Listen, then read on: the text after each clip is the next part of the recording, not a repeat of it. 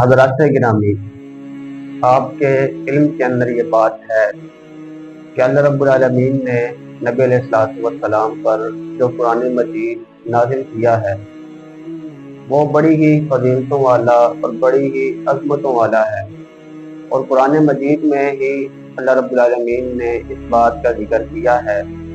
کہ الف لام میم ذالک الکتاب لا ریب فیہ، یہ جو کتاب ہے اس میں کسی قسم کا کوئی شک نہیں، ہدی للمتقین،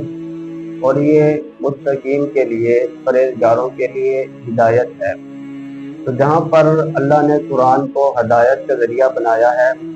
وہیں پر اس کو سفارش کرنے والا، شفاعت کرنے والا بھی بنایا ہے، اور ایک ایسی صورت جس کے پڑھنے سے نبی علیہ الصلوۃ والسلام نے بیان فرمایا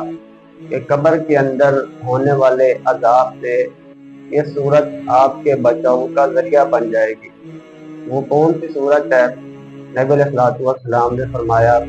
وہ 30 آیات والی سورۃ الملک، یعنی کہ تبارک الذی بیدہ الملک وہو علی کل شیء قدیر،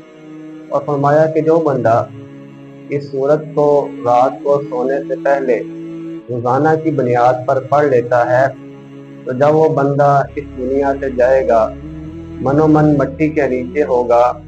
اور قبر کے اندر جب اس کو عذاب دینے کے لیے فرشتے آئیں گے تو وہ سورت اس کے لیے سفارش کرے گی